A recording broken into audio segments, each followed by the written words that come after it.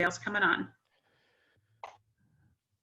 Good evening. This is Jim and Wendy Howard with Trinity Security Allies.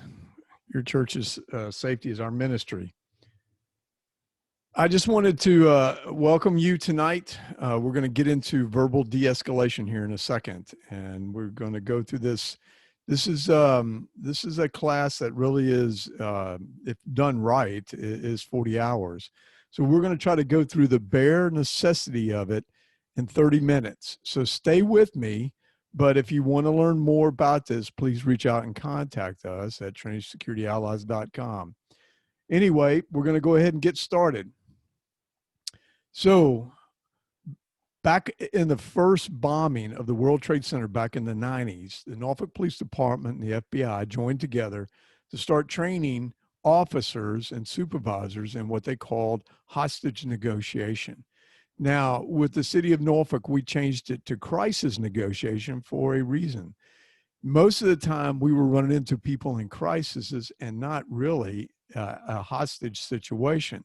So we kind of took it to where it would cover all. Now, when we started this, when I went and started this back in the 90s, there was a Time magazine that had a picture of a person just like this on it. This isn't the picture. But what the FBI told us was that if we saw this type of person in a hostage situation, that there was no win scenario in it a lot of times. These people were not going to give up. There were going to be deaths, collateral damage. And so what you tried to do was you tried to get the people as far away from the situation as possible. So these were the type of things that we learned. But we also learned about crises. Now, today we face a different terror. We see rioters, we see Antifa, we see people who plan to disrupt the church. We call them prophets when we're doing our training. And one of the things that we want you to understand is if you see any one of these in these photos, you don't try to talk to them. Now, the prophet, you may want to escort that person out of your church, but the other part of this is if you see any of these other people on your church property, you contact local law enforcement immediately. These are not the type of people that you're going to be able to discuss terms with. They want you to cease and stop doing what you're doing. Now, the prophet, of course, is something different. But in crisis negotiation today, and especially for the churches, we're going to see a whole different set of problems.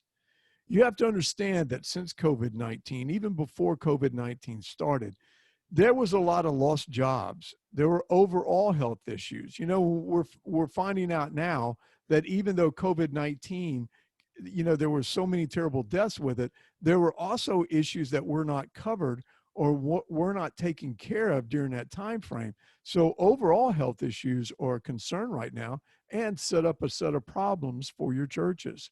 There's also suicide. There's a higher rate of suicide, domestic issues, overdoses. All of these we have seen an increase in cases. So what can we do to help out when somebody walks into our church and we see these type of situations happening? So the first thing that we have to do is we have to take a look and see what a conflict is, because this is where it starts. A conflict is perceived blocking of important goals, needs, or interests of one person or group by another person or group. Now, the example we're going to use for this right now is child custody. Conflicts are normally handled two different ways. There's the constructive side. If the spouse didn't like or wasn't happy with the court results, then they would go back to court and try to get it changed. The destructive side is where the loser of the case would take the children without permission. Now, the thing of it, in any conflict, we have a resolution. Now, the resolutions can be adaptive, and that is where the person sees that they've done wrong, they return the children and say they're sorry and accept whatever thing happens next. But the maladaptive is leaving and not returning or taking the children hostage. So what we always want to do in our resolution is we want to have it as an adaptive revolution. Now, what causes a crisis? Significant loss. Like I said, we're talking about COVID-19 right now.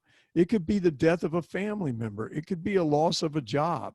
It could be family relationships. We've seen domestic issues go up, health concerns, financial problems. Businesses have been going out of business because the being shut down has really just ruin their livelihood.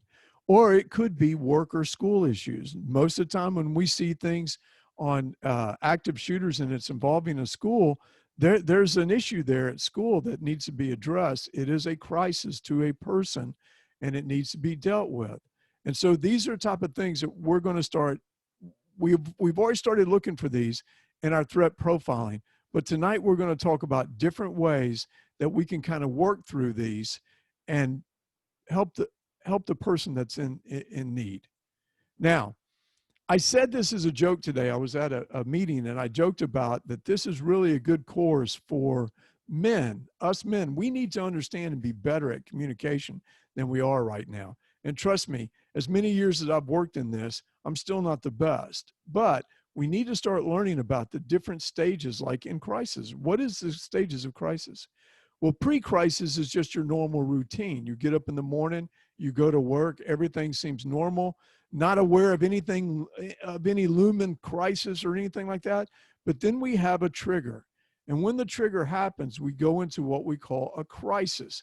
And that is high emotions, low rationality, and the inability to cope with a problem that is perceived to be a serious threat. Now, when we say serious threat, it's a serious threat to the mental health. It's a serious threat to the person, maybe the finances, but it is very real to them. And sometimes during these times, law enforcement may be called to intervene. The third stage of this is when we talk about accommodation and negotiation. And this is when a person starts to recover. They start to work through their problem. They start to look at it that they can work it and solve it. They start to think clearly about the issue and how to handle it. And then we end up with the resolution. Now, in the resolution, that is the working out of an acceptable solution, thus ending the crisis. The final stage results in the person experiencing renewed equilibrium and stability. And so these are the things that start the crisis. And what we're going to talk about is how we should try to handle the crisis. Now, the general mindset when we get into negotiations, and this is especially in the police department, we establish communication and develop a rapport. We try to buy time. Time is always on our side. We try to diffuse the intense emotions by being calm and talking to the person who is having this crisis. We try to gather information on that person, especially if that person's married. Where are the children? Where is the spouse? And then we always work toward a peaceful outcome. That is what we try to do all the time in law enforcement. Now, the way that we get to that part, the way that we kind of make it toward that peaceful outcome is that we go through the behavioral change stairway model. And this is the 5 hostage negotiation techniques. And we're going to discuss briefly each one of these so you can kind of understand how you can use it today and you can help in any type of crisis situation that you may run into at your house, at your church, at your work, something like this where people are able to get through these crises. So the first one is active listening. Now, most people in a crisis have a desire to be heard and understood. Active listening attends to these needs and is critical for developing a relationship that will ultimately lead to behavioral change and crisis resolution. Now, active listening skills are an essential component of the behavioral change stairway model and form the bedrock of crisis intervention. Now, if you don't understand this, what we're saying here is if we don't do active listening correctly, we're probably not going to be able to get to the next steps. And I can tell you the last step of a peaceful outcome is probably not going to happen. Now, we have these heuristics, what we call heuristics. They're mental shortcuts that help us make decisions and judgment quickly. It is an approach to problem solving that takes one's own personal experience into account. Your heuristics allow you to think through the possible outcome quickly and arrive at a solution that will work for your unique problem. These can be good or bad. And what I mean by that is when we get into the crisis, the person that has a crisis It is their belief that this is very real. But we who have probably been through this or maybe have gone through the same crisis may not see it as a big deal. But we kind of have to put that away because we need to sit and listen to the person that wants to talk to us. So the core active listening skills we go through are like mirroring. And what that is that's just repeating the last few words or gist of the person in crisis. Let me get this right. You just lost your job and you have a wife and 2 kids that you're trying to raise. Attentiveness, make sure that we're paying attention to what they're saying. We may paraphrase. Now, what we mean by paraphrase is that we repeat what they're saying and kind of say it's in our own words. Like they may say, I lost my job and I hate my boss and I'm so upset. So we might come back and say, so you're angry at your boss because he's fired you. So where do we go from here? Emotionally labeling, what that does is diffuses it emotionally. In other words, you sound angry or you seem frustrated. And I hear frustration in your voice, but at least you're listening to them and they're seeing this. And we go back to summarizing, which offers a restating of both the content and emotional expression by the subject. So we clarify here. So let me make sure I understand. You lost your job for no apparent reason. And this really makes you angry. And I can see your point. I understand why you're angry. Other helpful active listening skills are effective pausing. Now, when I pause sometimes with my wife, she thinks that I'm finished talking and jumps in. I do the same thing with friends of mine and her also. But what we need to do is understand that there is a need for some silence. Because the thing of it is it causes the person to stop for a moment that you're talking to or listening to. And they now look at you for maybe some words, some peaceful words, something that may make them feel better. So we may come back after they've said all the stuff that they're complaining about, their problems, their issues, the crisis that is facing them right now. And we may look at them and say, tell me if I have this right. You are angry with your mother because she never showed you love. Or you sound angry about the loss of your father. Can you tell me more about that? Minimum encouragers.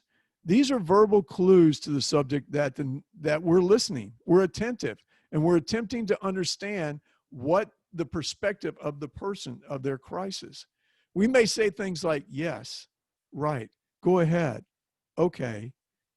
Always try to do open-ended questions. The reason why we do open-ended questions is because it expands on his or her response to decrease emotionality and bring the person in crisis to a more rational level. If we just ask questions like, so you had a bad day today? Yes. Tell me about your bad day today. So we get the person to open up. They start to get into what is going on. And also, when we see these high energy levels and they're up there, when you ask these questions and they start to answer them, you start to see them come down. And the more they come down, the more it's going to help you in it. And then we use the I statement, you know, we get into like, I have never, like if somebody just lost a child, I could look at them and say, I am a father also. But I can tell you right now, I would never, I can't even imagine what it is like to lose a son. I would be devastated if something like this happened to me. I can really see that you're in pain or you're hurting. But once you do that, you're kind of transferring some of this back and forth so that they truly do understand that you are listening. But it has to be something that you do pay attention to them. You do not try to frustrate them or make them angry. You just listen. This is so important. Listening. Now, sometimes you have to ignore challenging questions. Now, what we mean by that is sometimes, and especially in today's world, what we're seeing are people saying, well, you don't understand because you're not the same color of my skin, or you don't understand because you've never been there before, or you don't understand. When we have people that say that, try to go back to what the problem is all about. Let's get back to the problem. What was it that you were telling me about? Go ahead with the open-ended questions like, what? What happened today that caused you to find out about this? Or why does this really upset you in the way that you're talking to me about it? These are the type of things that you need to be doing, is keeping the conversation going until we can get to the second phase. Now, one of the things that I always like to do is I like to go out and I like to find Bible verses on the things that we're talking about. So when we look at these, the Bible verses on active listening, Proverbs 18:13 says, to answer before listening, that is folly and shame. Philippians 2:4, let each of you not only to his own interest, but also to the interest of others. And in James 1:19 says, my dear brothers and sisters, take note of this. Everyone should be quick to listen, slow to speak, and slow to become angry. Now, the second phase that we look at when we talk about the behavioral change stairway model is we get into empathy. Now, empathy is a natural byproduct of effective active listening. If you start to listen to the person, you pay attention to what the person is saying to you, then normally what happens or should happen is you start seeing through their eyes what is going on. You start to take their perspective of this. You start to understand why they're angry, why they're in this crisis, why they are having these problems, because right now you're starting to look through their eyes at the situation that they're in. Now, when we talk about empathy, we have to be careful with the tone of our voice. We have to be concerned and not patronizing. We have to make sure that they understand that we are concerned. Look, when my daughters come in and tell me about some of their crises, and I know they can tell that I'm patronizing, I'm like, really? This actually happened? They know that. They spot that. And a person that's in crisis will do the same thing. We have to be careful with our kinesics. Now, when we talk about threat profiling, we all know about what kinesics is, and that is our facial expressions. We need to have nonverbal communication. We should try to keep our arms uncrossed and not our hands on our hips or tapping our feet. We may react to this defensively to the level of the energy and emotion that someone else is pouring out in front of us, and it causes them to realize that we're not really paying attention. Take a deep breath, however slight, and realize that we have been here too. Whatever this person is going through, we have had some sort of crisis that is just like this person that we're talking to. Now, we might not remember it, it's been a while back, but we have all been in some sort of crisis, in some sort of pain. We have felt incredible pain, overwhelming stress. And so we need to start looking at it in their eyes. That's what makes us human. And this is what, as Christians, we're supposed to be able to help these people that are in crisis. God is not going to put you in a situation where you're not prepared. He is going to train you. If you are in his will, if you get up in the morning and say, Lord, your will be done, he is going to help you out if you ever run into these situations. He's going to prepare you for that day. But what we have to understand is that we all have issues, and they're all real to us, where other people may look at us and not feel like they're real. We have to focus on that feeling. The reaction may not appear to be logical. I don't understand half the things sometimes that my daughters are talking about. One's 19 years old and I don't understand it. My 14-year-old, I really don't understand it.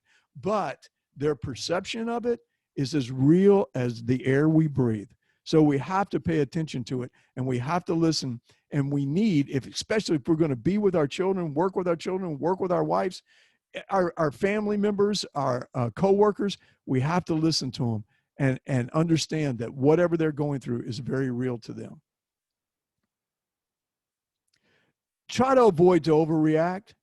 I mean, I know that it's going to be difficult, but if a person comes to you and tells you something that's going on in their life and you overreact to it, they're not going to want to talk to you anymore. So please try to be compassionate, especially as a Christian.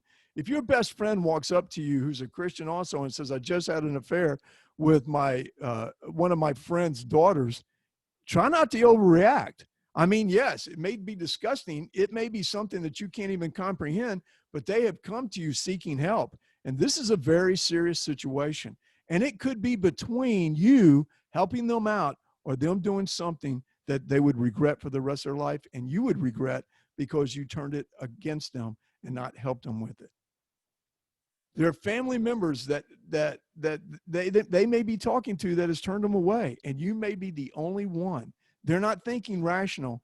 If they are angry, it may be difficult to tell them just to calm down. Please, that is one of the things that you really don't want to do. Whenever you've been angry, don't look at, you know what it feels like if somebody walks up to you and says, hey, just calm down, calm down. You know how you overreact. We all overreact.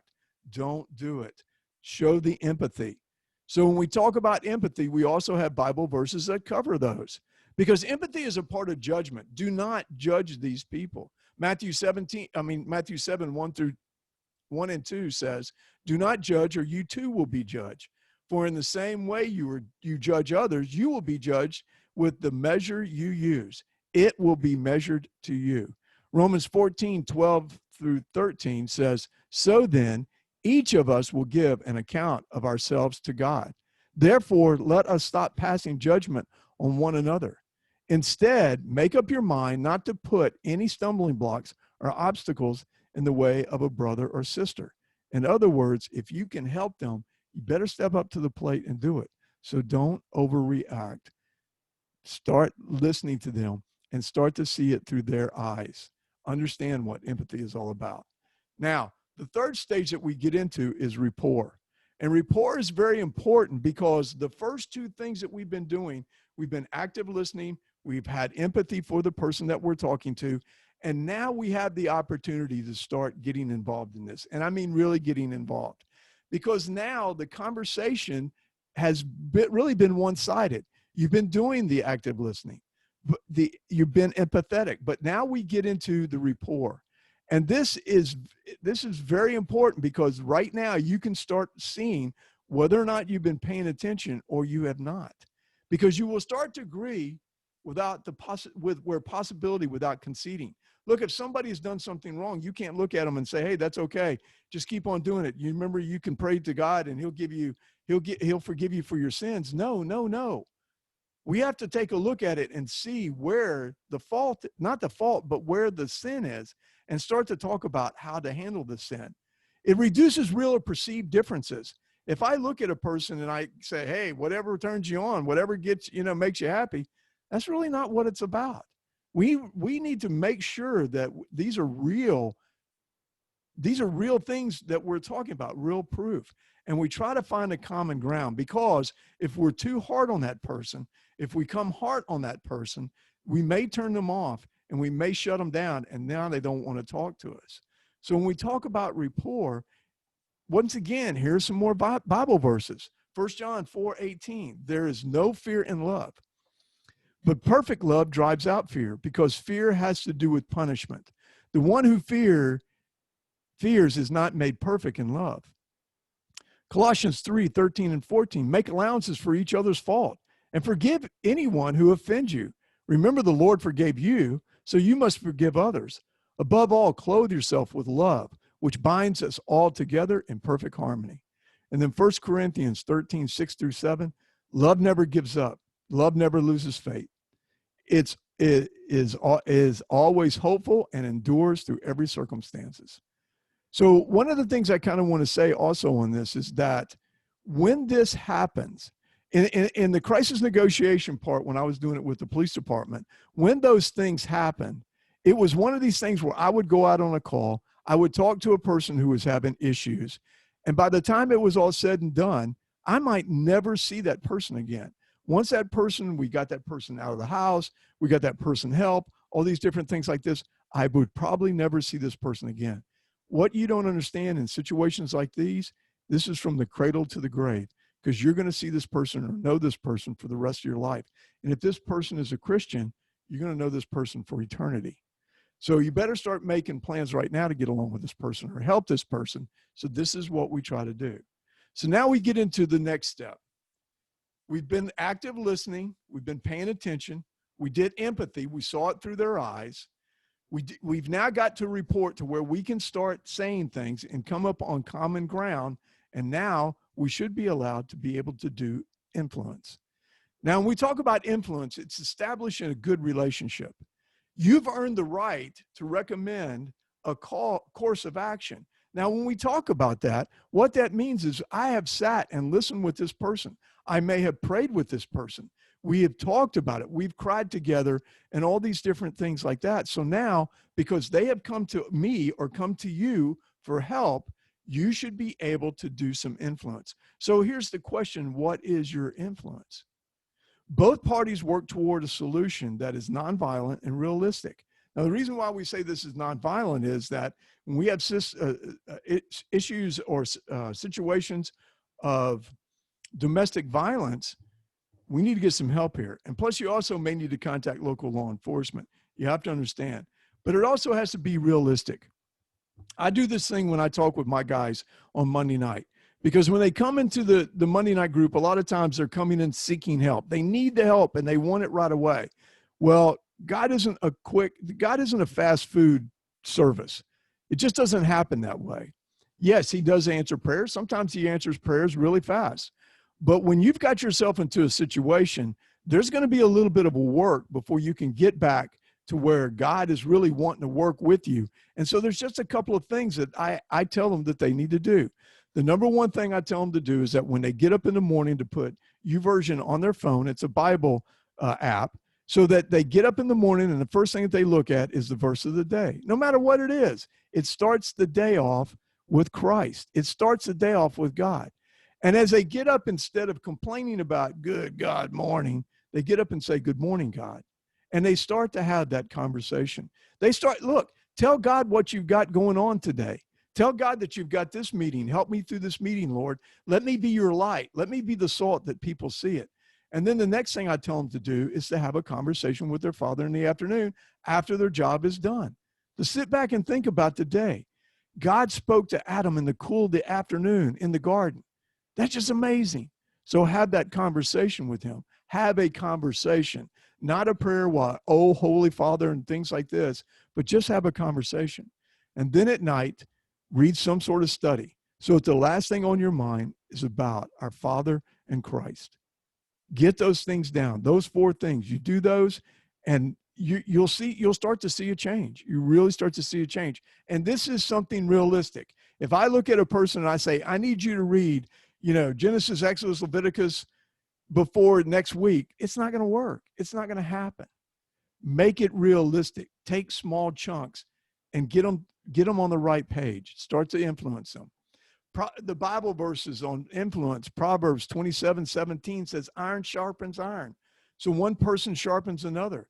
Philippians 4:8-9. Finally, brethren, whatever is true, whatever is honorable, whatever is right, whatever is pure, whatever is lovely, whatever is of good repute, if there is any excellence and if anything worthy of praise, dwell on these things. Look for this person and try to help them. See that they're a child of God. See that they're an heir to the throne. The things that you have learned and received and heard and seen in me, practice these things, and the God of peace will be with you. You need to make sure that you can get them to understand that God is with them. This is a part of your influence. So we go to the fifth stage of the behavioral change. And this is where really the rubber meets the road. If we've done everything that we should have been doing, we should be able to get into some behavioral changes.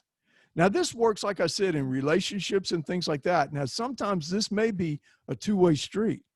When we're talking these things out and we get to the final stage and there needs to be behavioral changes, we need to examine ourselves also when we're looking at this, because we don't want to put something out here that we can't do.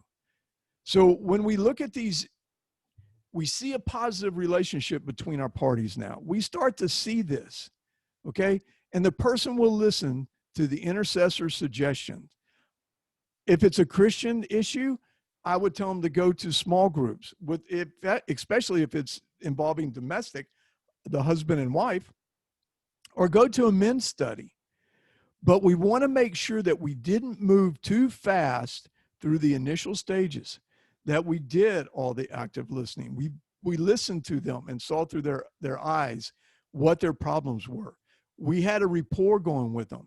And then we started to influence them. And now we're able to help them with a behavioral change. You should start to see these changes in the person as the time goes by. Like I said, this isn't a one and done. This isn't where you just give this guy some help, especially if he's at your church, or especially if he's younger than you and looking at you as a mentor. You need to understand that's a huge responsibility.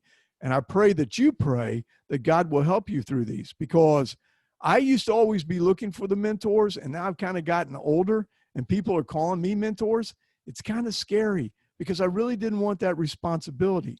But God has put me in these positions, and these are the things that I'm going to do. And we have to understand that it does not end today. It is not going to end today. It's going to be forever. We try to set some limits, but limits are not the same as giving ultimatums. Now, I told you about the 4 things that I tell my guys to do. Or any guy that comes to me that has an issue or has a problem. I also have other things that I might tell them to do. But if they come back, like I'll give you an example. Some people they look at me and they say, well, God can't love me because of my sins. Well, you don't understand grace. And I'll recommend a book, Max Lucado, Come Thirsty. Now, in 2 weeks, if I see them, because most of the time, the first week after I tell them to go read this book, they avoid me. So the next time I have an opportunity to start and talk to them, I say, hey, did you order that book? If they tell me they've ordered the book, they're moving in the right direction. But if they haven't even went and looked for it, then I know that they really don't care about what we have done. It's a two-way street on these things. We have to make sure that we're both in the same thing. The purpose of limits is to help, not punish. If I recommend this book, it's not to punish them. It's so that they will go and read it because it helped me. When I was having a problem with grace, I read this book and it opened my eyes up to what grace is all about. And now I understand how God can love a guy, especially like me. So when we talk about behavioral changes in the Bible verses that we look at, Proverbs 3, 5-6 says, trust in the Lord with all your heart and lean not on your own understanding. In all your ways submit to him, and he will make your paths right. Ephesians 4:22-24 says, you were taught with regard to your former way of life, to put off your old self, which is being corrupted by its deceitful desires, to be made new in the attitude of your minds, and to put on the new self, created to be like God in true righteousness and holiness. And 2 Corinthians 5:17 says, therefore, if anyone is in Christ, the new creation has come. The old is gone, the new is here. Understand that this is just something that I just did in basically 30 minutes that really is a full day to 2 days or 3-day class, because you really need to practice it, and you should start practicing this with your family. Start learning how to be an active listener. Start learning the empathy. Understand that your children's issues or things that are going on in their life are very real to them. The things that are happening with your wife are very real to them. Start to build the rapport. The thing of it is, one of the languages of love is just being, words of affirmation. Be able to be that person to build that person up, or just listen. Sometimes your wife just wants you to listen. Sometimes there's people in your church that need to talk to somebody, and God is going to take them to you, and you need to be the one that helps them out. Some of the resources that we use in this is crisis, hostage negotiation, current strategies and issues in a high-risk conflict resolution. It's by Gregory M. Vecchi, Vincent B. Van Haslett, and Stephen J. Romano. Now, we also used a couple of things from the Marine Corps Profile and Tactical Tracking, but also Crisis Prevention Institute has the top 10 de-escalation tips by Emily Ehlers. Now, I used a little bit of the Crisis Prevention Institute stuff because it is really good stuff. But the crisis hostage negotiation document that is out there that you can find, one of the things with it, if it's one of those nights that you have a hard time sleeping, this is a document to read. But there's a lot of good stuff out there. Talk to Me. There's a whole bunch of different things out there to where you can work on learning how to speak with people and being able to react with them and help them. We need to be listening, folks. There's a lot of people hurting out here, and we need to be the ones as Christians paying attention to them and seeing where we can help, because it's a scary world out there right now, and we need to be listening. So, Wendy. Yes, we have a question from Jane Shoemaker. What was the Lucado book he recommends to people? All the books that you've mentioned. When somebody comes to me, basically it's two things that they have a problem with. The first thing is grace, because they come to you and they go, "You don't understand. I've been married, 10 times or something like that." Doesn't matter. We don't care, and God doesn't want you to do it anymore, but he's more interested in your soul than you to sit there and completely cry and complain about it. So when they talk about grace, it's Max Lucado's Come Thirsty. It's talking about coming to grace, and like you can either drink out of a water hose or you can drink out of a fire hydrant. But God's grace is all about the fire hydrant, to be just drenched in it. It like I said, it was one of those books that I was having a problem with grace, and it really helped me. Now, the other problem that we see, a lot of these guys, they run full steam ahead and run their head in the walls continuously, because they just think that they need to be out here pleasing God, pleasing God, pleasing God, pleasing God. Well, we also recommend another book called The Cure, and not the band, it's The Cure. It's a book, and I believe the subtitle to it is "God Isn't Who You Think He Is, and Neither Are You." And that just talks about what God really wants you to do. And if a person really truly understands that what God wants you to do is to love him and let him lead, it takes away a lot of the anxieties on the people that you're around. And I will say this too, a lot of the issues that I see in the church is that people do this. They run 90 miles an hour and run their heads in the walls all the time and can't figure out why they're not happy, or they do not feel, satisfied. And I just keep telling them, you can't decide God will know your talent, and he's going to use it to the nth degree. So come thirsty for grace. And for people that just are very frustrated because life isn't what they thought it was going to be as a Christian, The Cure. Both of those are just really easy to read books that I recommend, and you can't go wrong with either one of them. We don't have any other questions. Somebody was blowing up the chat earlier. What was that all about? Somebody had difficulty hearing, but it was just on there, and I recommended that they sign off and then come back on. Oh, okay.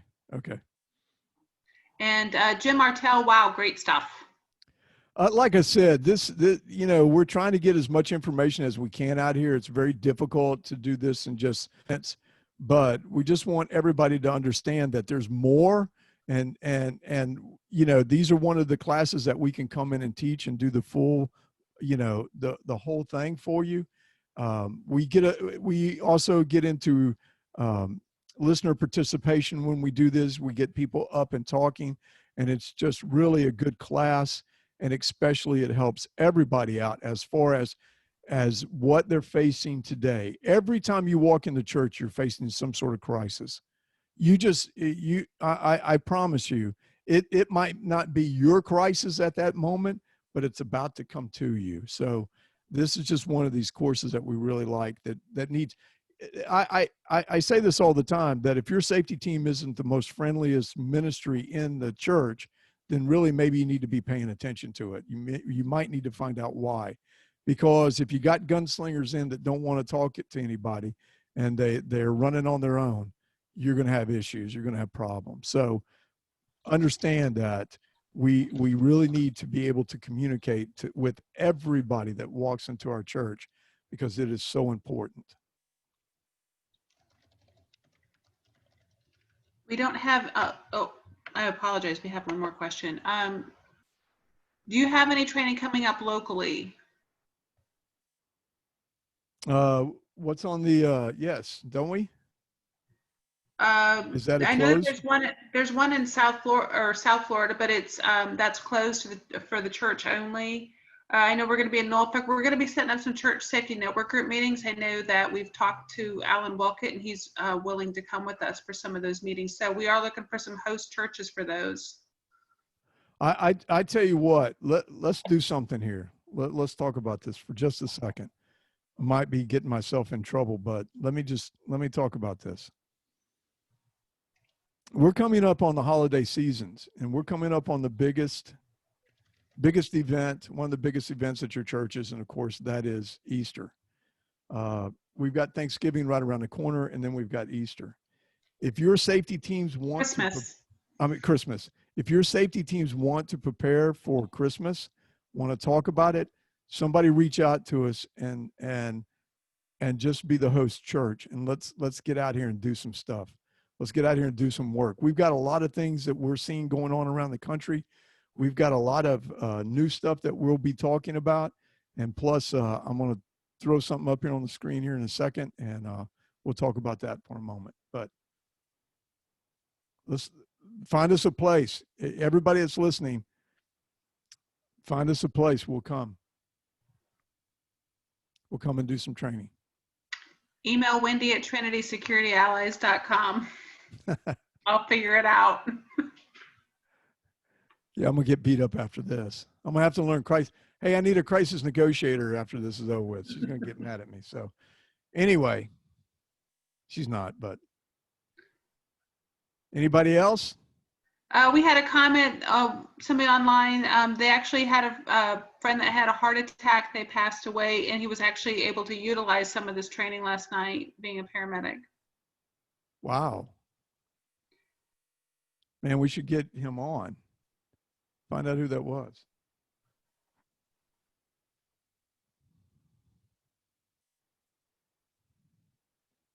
And I think that's it.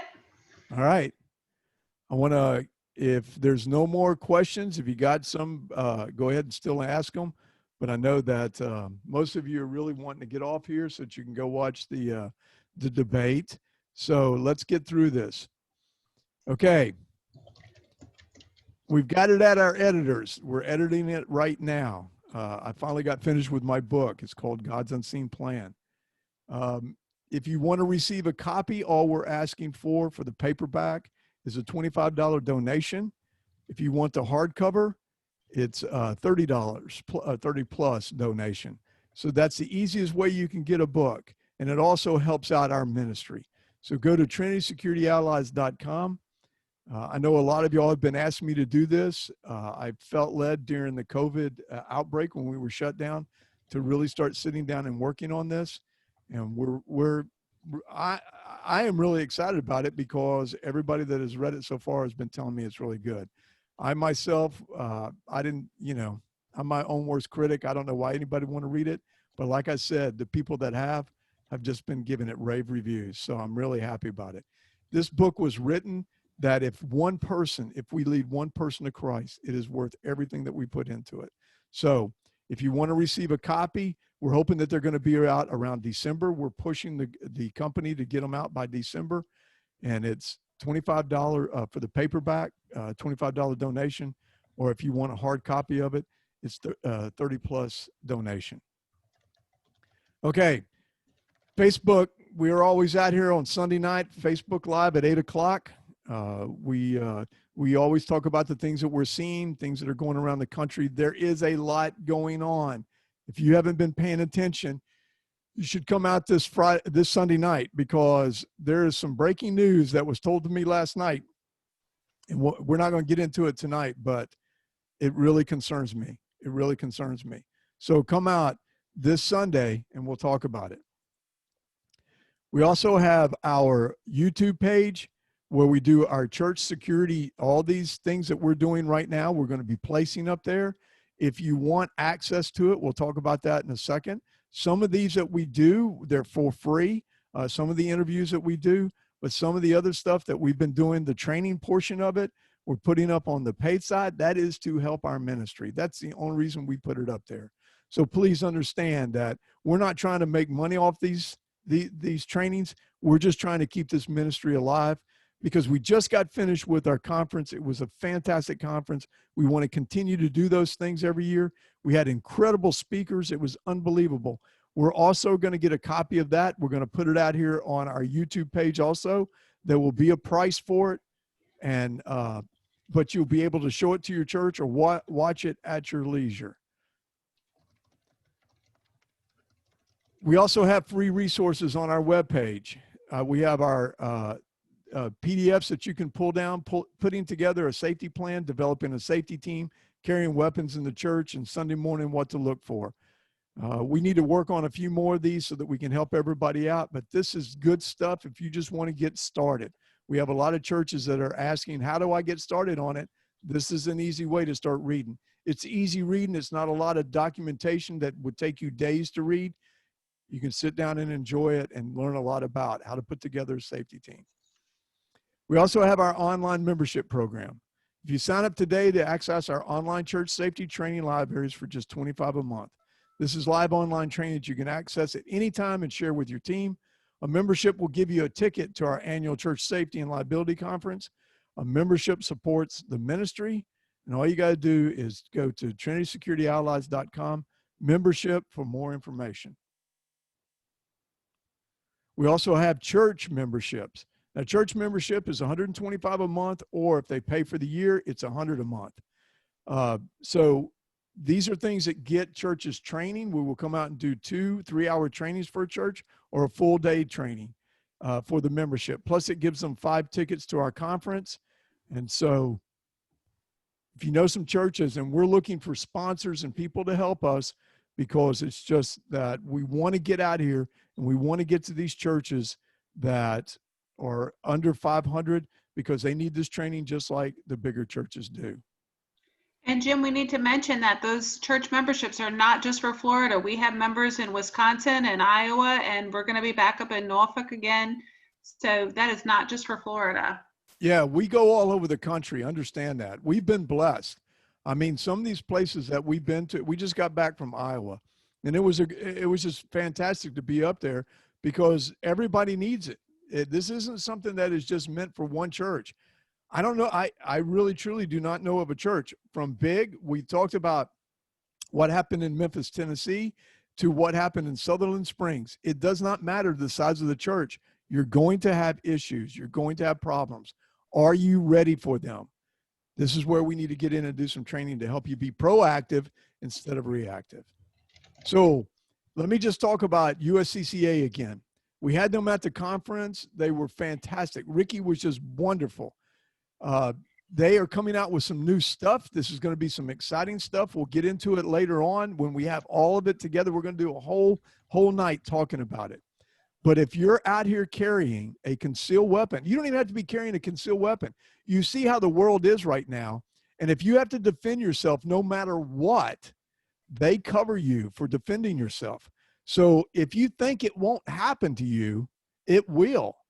And they provide top-notch education, training, and self-defense legal protection for all responsible armed Americans, and that should be armed and unarmed. Join now to gain true peace of mind with USCCA's legal and financial protection, and support our ministry. That we are an affiliate of theirs, and they really do take care of us. That it is just something that has been a godsend and a blessing to us, and I can't say enough about the service. There's so much training stuff that we use from them, and they're just a wonderful group. Anything else, babe? Nope. Subscribe to our YouTube. We do have the free trainings online that we have out there. So go to YouTube and look up Trinity Security Allies. And that's it.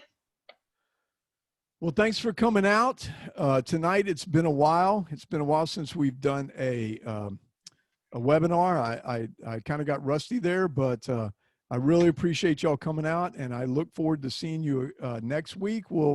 I don't know what we're going to talk about yet, but we will be putting something together. So just make plans. As soon as we decide, we'll put it out there. Wendy will advertise it. But please be safe. Protect your flock. Be careful out there, and just be blessed. Thank you so much for what you're doing, and thank you for supporting us. And as always, God bless you, and God bless this country. Good night.